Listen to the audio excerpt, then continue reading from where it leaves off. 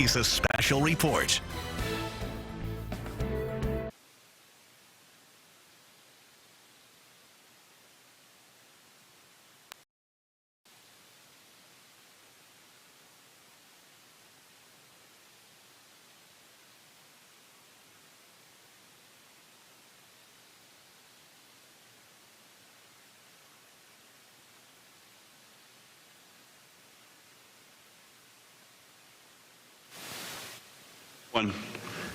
Sorry to be again a few minutes behind, which is my bad.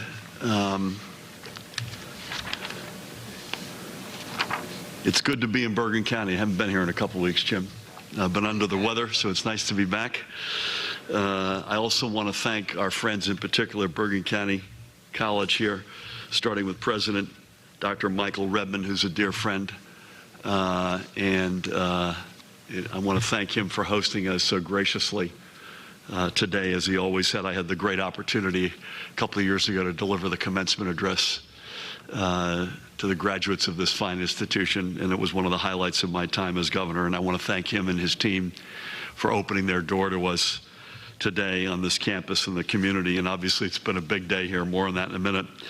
I'm here with a cavalcade of VIPs. I want to thank the woman who needs no introduction immediately to my right, the Commissioner of the Department of Health, Judy Persichelli. Judy, as always. To her right, Congressman Josh Gottheimer. I'll speak about him in a moment. I don't know where we'd be without his tenacity and leadership. Josh, thank you, man. Great to have you. To my left, another warrior, another great leader, Executive Jim Tedesco. Jim, thank you for all of your help. I got way down to Josh's right, at the far right, the Superintendent of the State Police, Colonel Pat Callahan, as well as the Assistant Commissioner of the Department of Health, Chris Newworth, and they have been deeply involved with a whole range of initiatives, including the testing that we did today here at Bergen County College. And then in the category of special, very special guests, we have immediately to Jim's left, the Executive Vice Chairman of BioReference, Dr. John Cohen. John, great to have you with us. It's an honor to have you. To his left, LabCorp Senior Vice President Bill Haas. Bill, for your being here and for your help. And the guy who oversees the Department of Health's testing, Dr. Tom Kieran, on the end of Rutgers Robert Wood Johnson Medical School. So to you guys, thank you for your presence here today. We'll hear from at least a couple of you. I want to go back to Josh Gottheimer, and I want to acknowledge his leadership and partnership in seeing that the needs of New Jersey and of our families are being met at the federal level. We also know that our work is far from done. In particular, we're going to need strong federal action to assist states directly. This is something that my fellow governors and I made very clear to President Trump and Vice President Pence, not just yesterday, but certainly yesterday on our video conference. For just to give you a sense of the numbers that we're talking about here, and I might add that I had a very good conversation with Governor Cuomo this morning, and Governors Wolf, Governor Lamont, and Governor Carney, now from Delaware, who is also in our cabal. We've had very good exchanges here over the course of the day, and I'm speaking to at least some of them directly later on. But just to give you a sense of the magnitude of the federal assistance, and we're talking about now direct cash assistance. There's a term of art, block grants, which you may hear. But just the 4 states, New York, New Jersey, Connecticut, and Pennsylvania, we think roughly we're going to need $100 billion of direct cash assistance to help us get through this emergency and to be able to recover. Now, New Jersey's the state I know the best. We're at the front lines with the workers who are going through hell right now, with the small businesses, with all of the various needs in need, and we are filling that void. But at the same time, this is really expensive. The meter's running. The best way, without question, for us to solve that riddle is to let us continue to be at the front lines and to get that direct cash assistance to come in and help us to continue to fund that assistance in those programs, which are now myriad and costing many, many hundreds of millions of dollars over the next very short period of time. So, Josh, for that, I want to thank you and your colleagues. We have the best federal delegation in the entire state. I was back and forth, another example, with Congressman Donald Payne earlier today, whose subcommittee in the Department of Homeland and the Committee of Homeland Security oversees FEMA. And I want to give FEMA Region 2 a big shout out for their help in our testing today here on campus. But Donald Payne, again, I could say something about literally every one of the members on both sides of the aisle. But Josh, we're in your backyard, man, and God bless you. We'll hear from you in a few minutes. And then the man to my left, to the county executive, another dear friend. I thank you, Jim, for your strong leadership over the past couple of weeks. This county, and you'll hear it again today from the numbers that we report, is being hit the hardest in our state. And you have been called to make some very tough decisions to keep your residents safe. We've been working together throughout, and I thank you, Jim, for your partnership. Bergen County is in the very best of hands. Just to give you another couple of updates since we last saw you, I mentioned Judy and I and others with the Vice President yesterday. We reiterated our thanks for the sort of boots on the ground FEMA Region 2. By the way, Jared Maples is with us, Director of our Office of Homeland Security. And Jared, thank you for everything you're doing and overseeing our emergency response. We thanked the President and Vice President for the boots on the ground and the cooperation. We also reiterated that we continue to have outstanding needs in personal protective equipment. We put a big ask in. We've gotten a fraction of that. We are not sitting on our hands. We are aggressively going out and trying. Judy will go through some of this, sourcing other avenues to get that PPE, but there's nothing like getting another big slug out of the federal stockpile. Josh has been very helpful with his colleagues on that front as well. And then we reiterated that we're going to need the direct cash assistance that I referred to. So that was a constructive conversation. We're still not there yet, but it was a constructive one. We had a very good meeting face-to-face in Trenton at the Rock, hosted by Colonel Callahan with the Army Corps of Engineers. And Judy and Chris and Pat sort of went through sort of how we see the need for more beds. Again, remember the two, in addition to testing, which we'll come to in a minute, and caring for the sick and those in need, which are two big initiatives. There are two other ones, the hip bone connected to the thigh bone. One is to flatten the curve through aggressive social distancing, and we're going to tighten the screws further. You should expect to hear more on that by probably tomorrow morning. But we're going to continue to tighten the screws over here, so we relieve the pressure over here.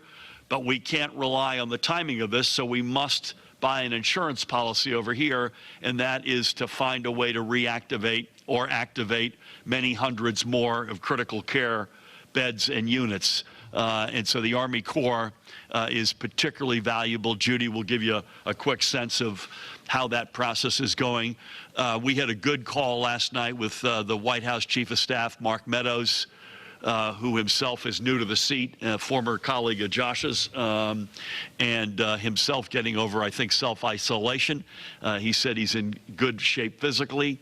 We reiterated with Mark our specific asks that we've been making of the federal government.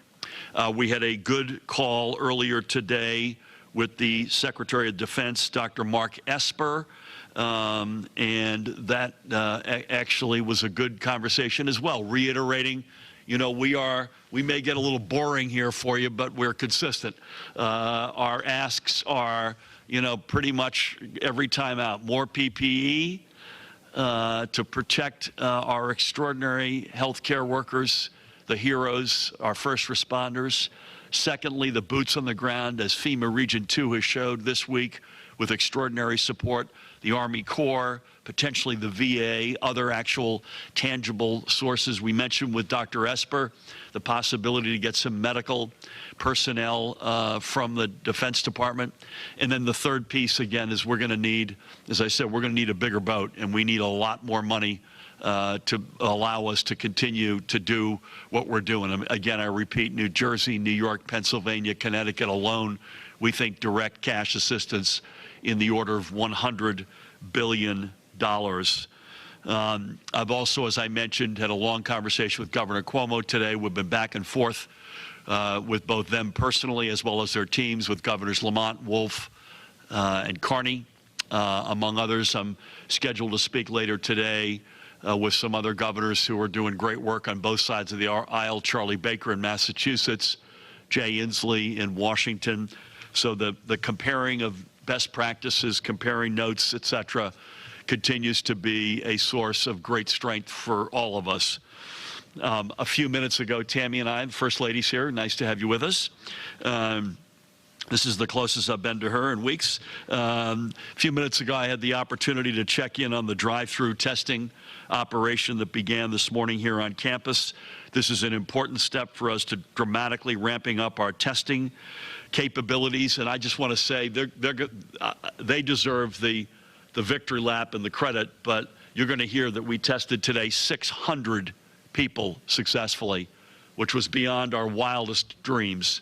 And Judy and Chris and the Bergen County folks and the Paramus folks and the folks under Jared's watch, and I know Josh was deeply involved in this. And then, of course, the back-end testing. These guys to my far left are going to be the ones who will then take these swabs and go in and test them. But just a Herculean, not without bumps in the road. As we said, we've never done this before, and to say there was pent-up demand would be the understatement of the century.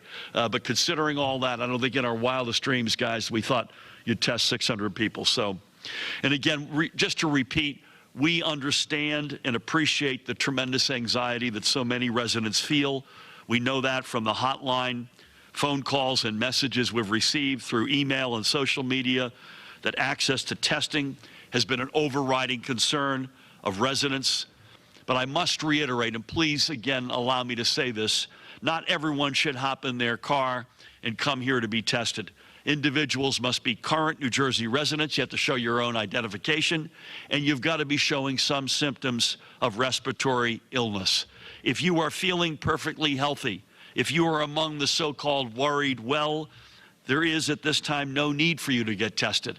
Let's ensure that our resources are available first and foremost to those who are at greatest risk.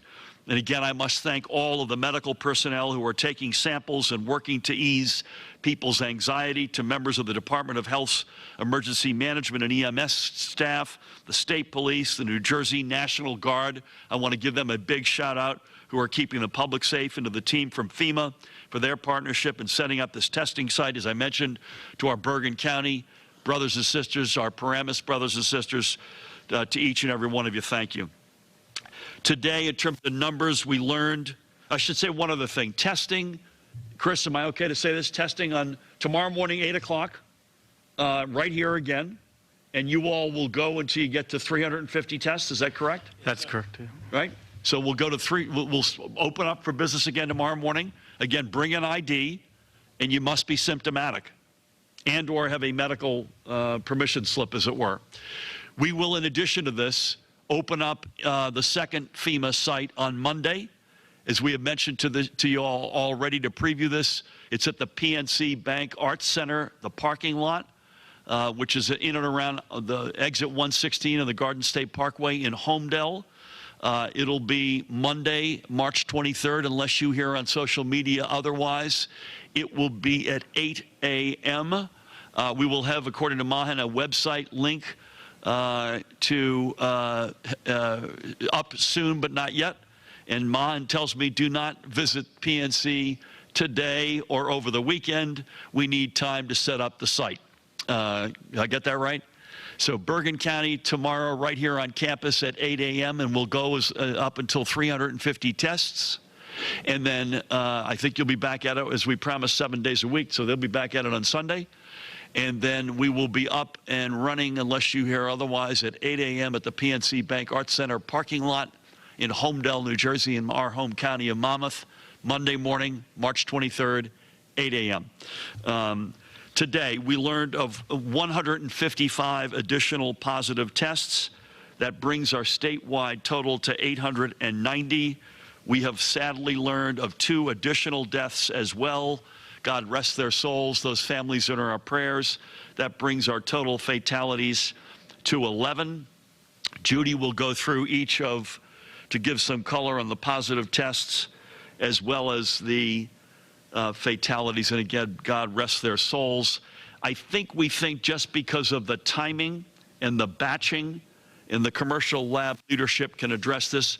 Our gut tells us that the 155 is light relative to what we will have learned by the end of the day. And the extent to which we learn anything that is meaningful on that front will come at you in some sort of a paper release. Otherwise, we'll be doing what we have been doing. We'll have press availabilities both tomorrow and Sunday. I mentioned earlier that we are almost certainly going to tighten the screws on social distancing. If we do that, it's likely tomorrow, effective for tomorrow night. And if we in turn do that, I think we will probably have an in-person gathering up north here somewhere tomorrow to go through exactly what we're doing. So bear with us on that front. The number, again, remember everybody, the number of positive tests is rising in part because, in fact, in large part, because of expanding capabilities from private labs, and we'll hear from some of them. We expected these numbers, and we expect them to keep rising in the short term as greater testing capabilities, such as the drive-through site here at Bergen County College, come online. And again, you've got the combination, and Judy and team can get into this in more detail. You've got an obvious combination. You've got some amount of community spread, and you've got an explosion in the testing regime. The numbers are going up. The numbers will go into the many thousands. We've been predicting that for some time.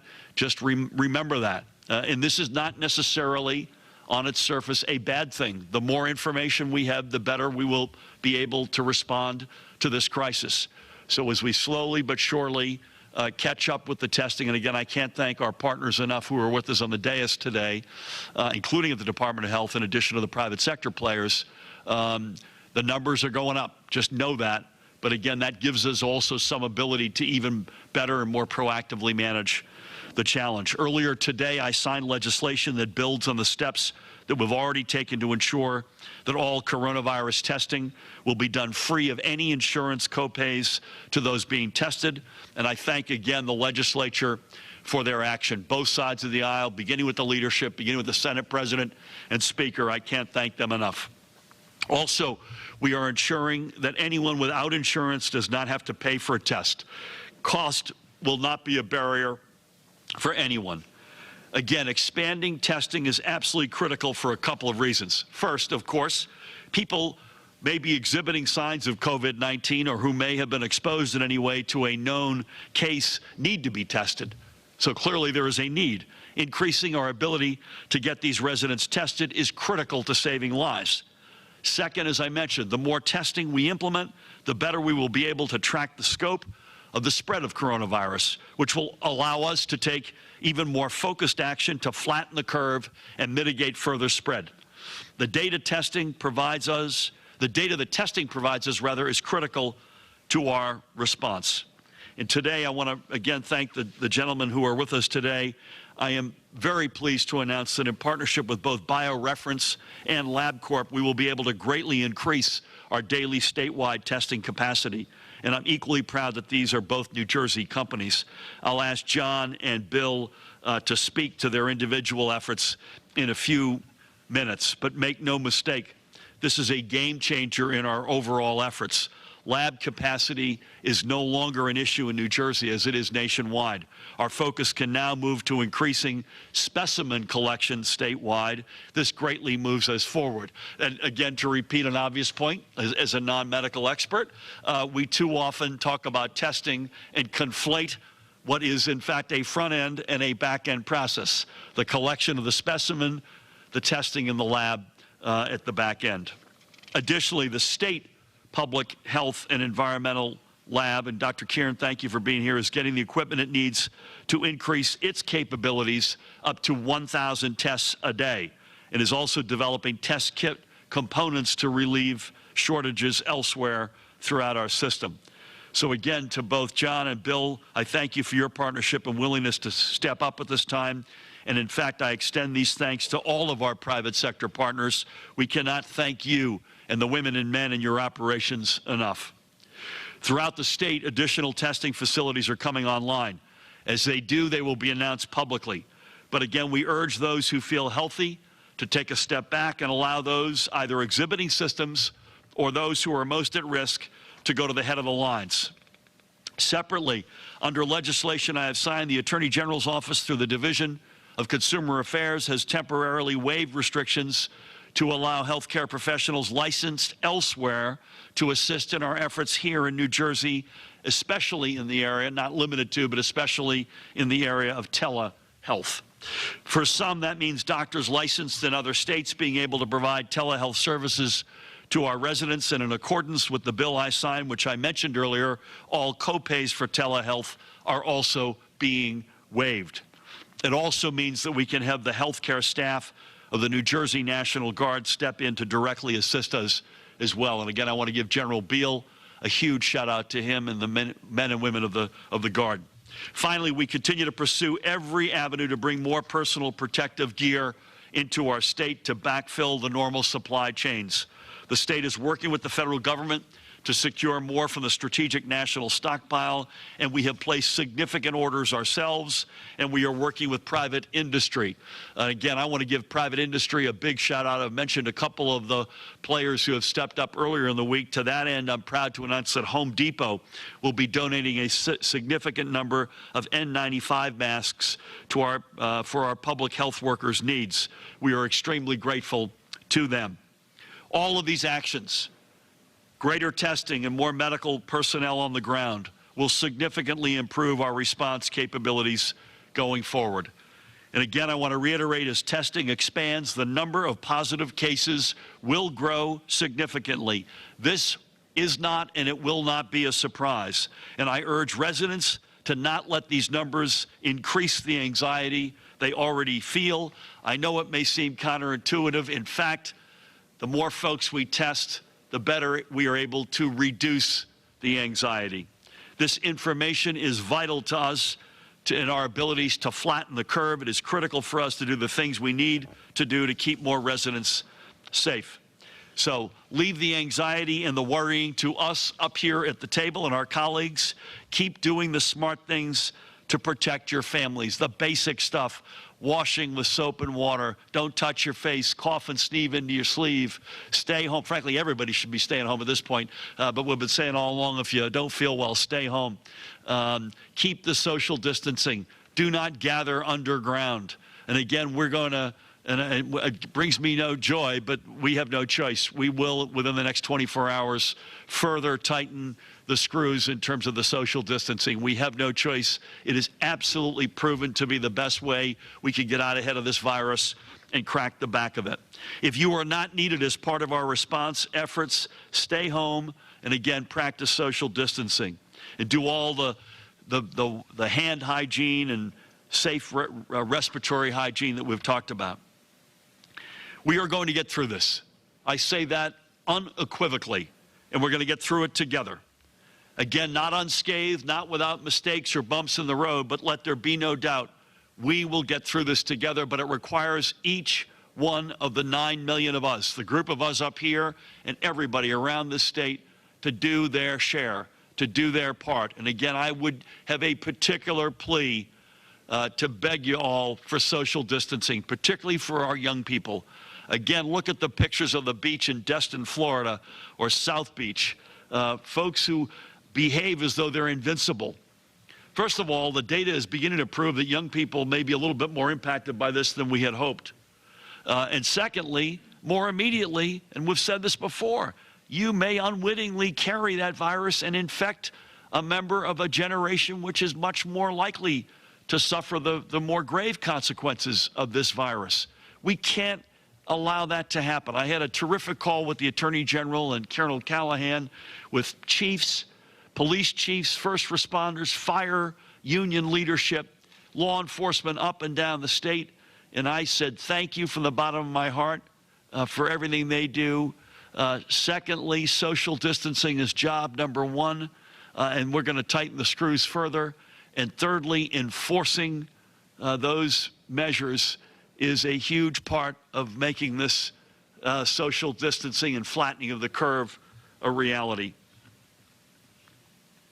I want to close with a word to all of the New Jerseyans who are out there every day doing the jobs necessary to our response. From our extraordinary public health and safety personnel, to our grocery store workers, to the folks at motor vehicles making sure that our trucking industry can keep supplies rolling, to the child care workers looking after the kids, all of the above, and to everyone else on the front lines with us. We need you in this more than ever before. You are doing the work that is mission critical to our state's response and recovery. We are going to come out of this together, stronger than ever before. God bless you all, and thank you from the bottom of my heart. With that, please help me welcome the Commissioner of the Department of Health, Judy Persichilli. Thank you, Governor. Good afternoon. Yesterday, I spoke about steps we've taken to protect our most vulnerable populations, our residents in our long-term care facilities. Today, we're putting in place another measure to protect our older adults. Today, we are halting adult day health care centers in all of our counties. For those who are not familiar with this service, adult day care is a program that provides social, health, and personal care services to older adults who need supervision during the day. The halting of adult medical day care is necessary to protect residents from serious and life-threatening risk of contracting COVID-19. It is also another measure to mitigate the spread of this illness. Earlier in the week, we closed the services in Bergen, Middlesex, and Monmouth because of the large numbers of confirmed COVID cases in those counties. With increasing cases across the state, we felt it was another important step to make. The CDC data has demonstrated the increased risk of serious complications and death for those over 65. In the United States, 80% of the deaths are among this population, and the highest percentage of severe outcomes are among persons aged 85 and older. That is why it's critical that we place these restrictions on programs and services targeted for this population.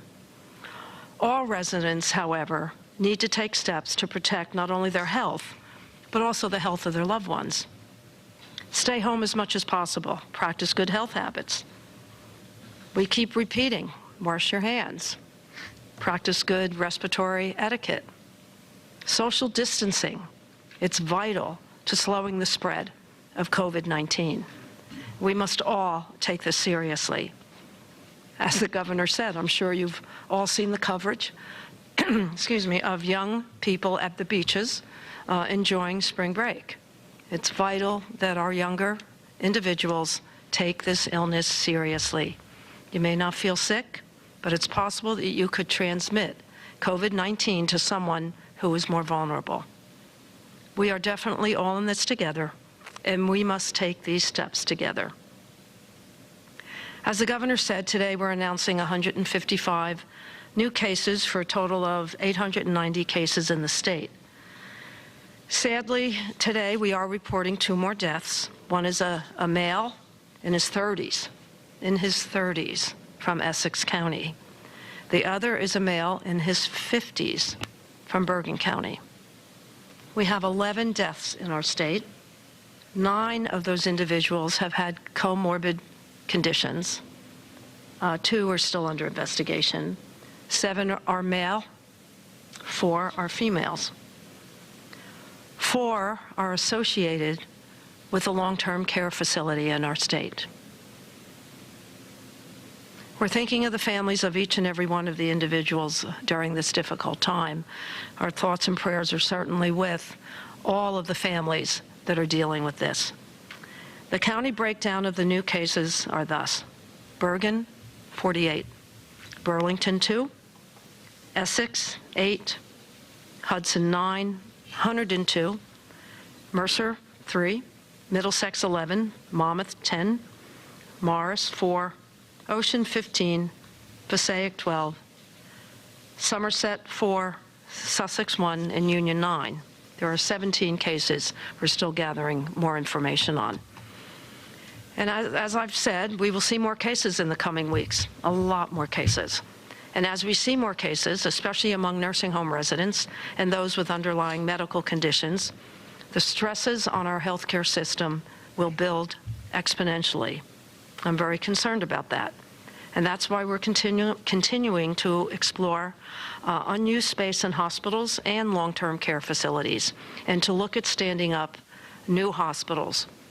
I want to make it clear, we expect increases in cases.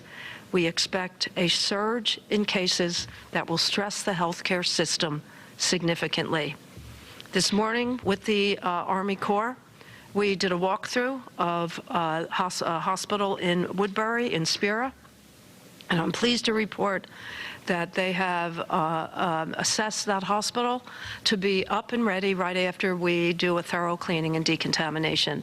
The physical plant is in very good shape, so we do expect that that hospital will be ready to go and be on standby within 3 weeks, 3 to 4 weeks, 4 weeks the longest. Judy, how many beds again? 300. We are also looking at a facility that used to be a hospital in Plainfield, New Jersey. It is now over 100,000 square feet of gutted interior, 48,000 square feet per floor. And the Corps will be looking at that tomorrow, and we expect that we can bring that up. That'll be fitted out, and we could bring that up in another 4 to 5 weeks. That will give us probably another 200 beds. So we'll have 500 beds of capacity, unused and ready to go when the surge occurs. Notice I didn't say if the surge occurs. We don't know exactly where the peak of that bell-shaped curve is, but we know it will happen. We're doing some predictive modeling right now to determine other areas in the state where we have to be prepared for critical care beds and additional medical, surgical, inpatient acute care capacity. We're also looking at closed wings at hospitals. There will be a complete review. We have about 7 or 8 that have come forth. And in addition to the closed wings, which we'll be able to bring up fairly quickly, we are looking at bolt-on wings that the Corps would build on the campuses of some existing hospitals. We're not only focusing on the Northeast, we are somewhat concerned of capacity in the southern part of the state.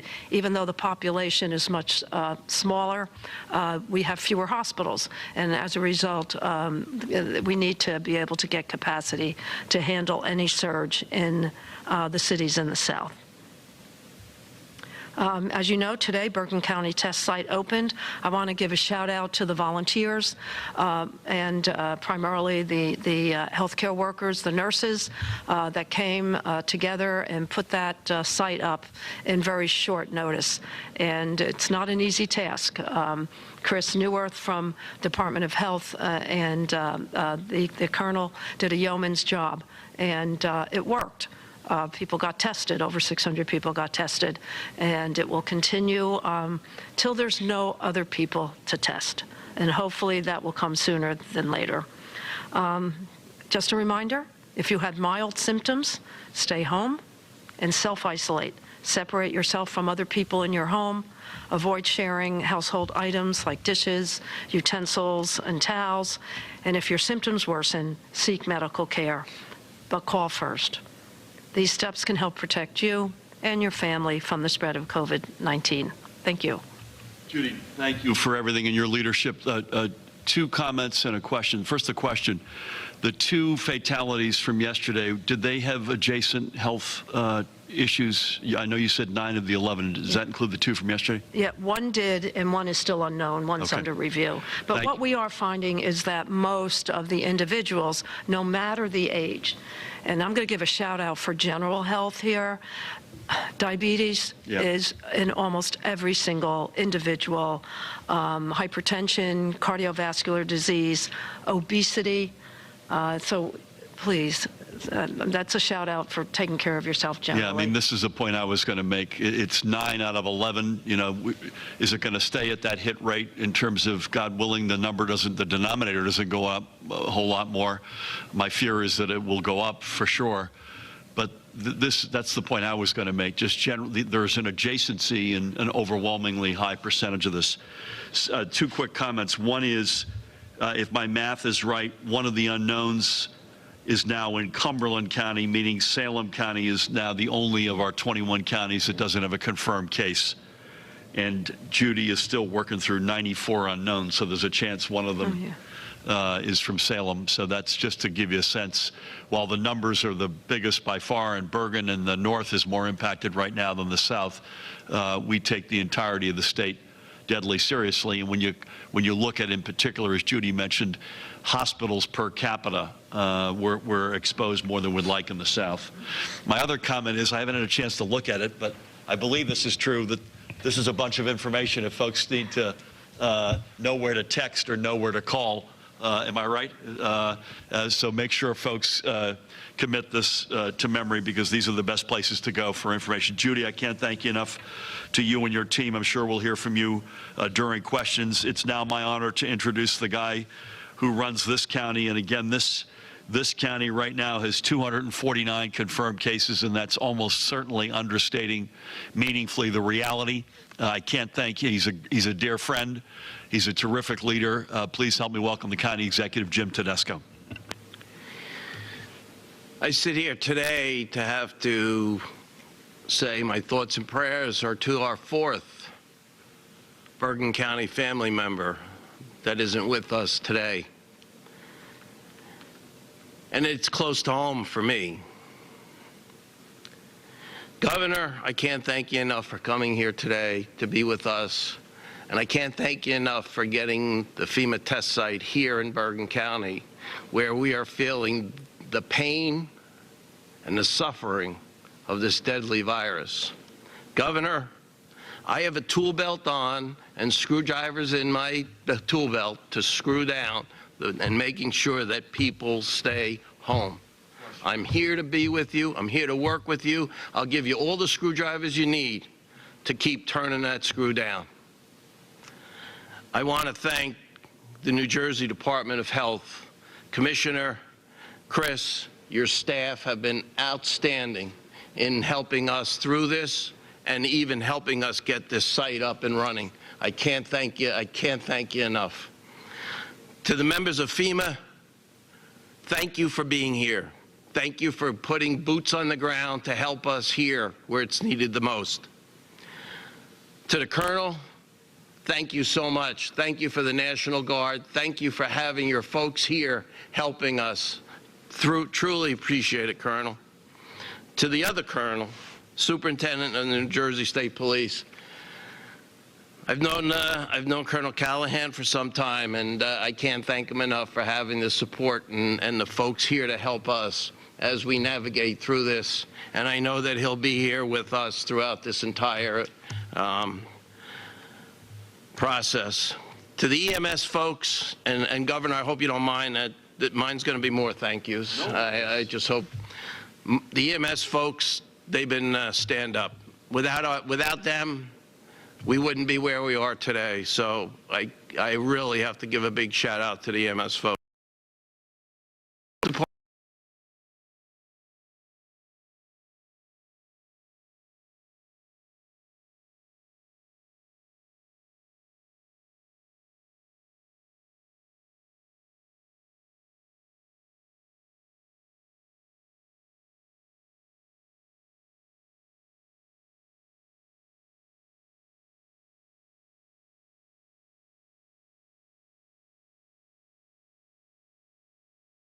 Just wrapped up your Don't Give Up on Me tour, right? Yeah. And you invited a young boy who was battling cancer up on stage. Tell me about that whole experience. So we've been trying to do things where it's really sweet if you can sing it with someone or sing it at somebody. And so I was at a show and this kid came up and he hugged me like extra hard in the meet and greet. And he was like, his parents were telling me that he's kind of like all the treatment for cancer it doesn't work. So he's kind of living without any real hope.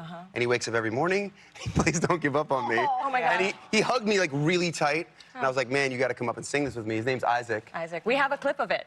Let's show this clip. Oh It my is so powerful. God. Yes, let's show this clip. I just want to tell all my cancer buddies that never stop fighting and I love them. I'm not giving up, no, not me. Even when nobody else believes. I will fight. I will fight for you. I always do until my heart is black and blue. That's so powerful. So kind of going back to like what I was saying before about being optimistic, you go into these spaces and if you're sincere about it, then you have these moments that are just like so beautiful and powerful and bring you back to like why you're even alive. So this song, Don't Give Up on Me, has been really, really special. Thank you for writing that. Oh my God. Isaac, yes. Yes, Isaac. You know, I'm sorry, but that touched my heart. I love children, and that's so sweet, especially those kids. They're special. They really are special. You have your daughter, you said, is special. She's 2. What is it, Louisiana? Louisiana. Where was she conceived? No, I'm kidding. Honestly? Yeah. But I heard... Honestly, my wife's gonna hate me. I said something really bad the last time I was here. Yeah, I'm pretty sure it was a tour bus situation in Louisiana. That's what But I heard that you took her to her first movie. Yes. What? It was a horrible, horrible situation. I think the only thing, one of the good things social media is good for is to just be blatantly honest about parenting. It makes everybody feel a little bit better. Yeah. So we took her to Frozen 2 with like high hopes. And I brought her into the theater, and she was like kind of into it. And we went all the way up and sat in the back. And as soon as we sat down, she's like, I'm not into this. And she started screaming like crazy. And I'm the guy that like takes her back. I'm so sorry. We get out, and then she had like a bunch of tantrums in the bathroom. We finally just resigned to sitting, eating some popcorn in the lobby. She's cute. She's really cute. But parenting is hard. Parenting is hard. All right, Andy Grammer, thank you so much for being here. Let's give it up for Andy Grammer. Oh my God. Naive is available now. Don't go away because Andy is going to close out the show with a performance you won't want to miss when we come right back. Don't just watch the talk on TV. Continue the conversation online. Like us on Facebook. Be a part of the conversation by telling us what you think. Join us on Instagram for special behind-the-scenes content. And follow along on Twitter to stay up to date with what's happening at the table And beyond. It's you who keeps the talk going. So like, comment, share, and Connect with us everywhere you get social. Let's talk.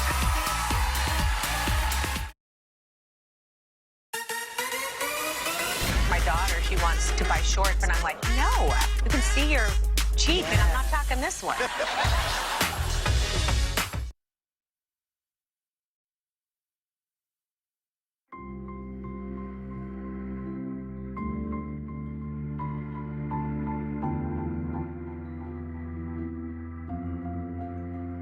That's final boarding for flight 2007 to Chicago.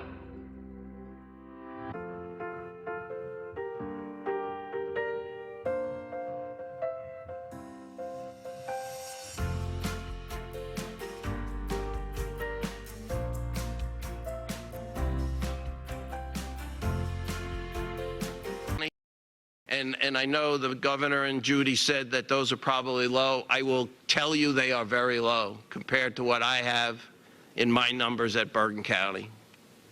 Today, 56 out of the 70 communities now have at least one positive test. 56 out of 70.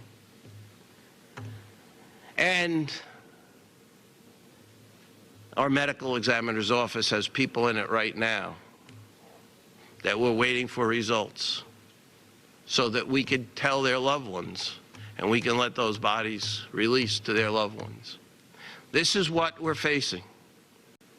This is why it's so important that we work together, that we partner together. The governor, myself, all the folks work together, because we gotta slow this down. With everybody's help, we will. We all gotta be rowing together. But here in Bergen County, we're feeling the pain. And Governor, again, I can't thank you enough for how much you've done to help us here in Bergen County, and I truly appreciate it. Thank you, Governor. Thanks, man. Jim, thank you. And again, right back at you. Thank you for everything you're doing.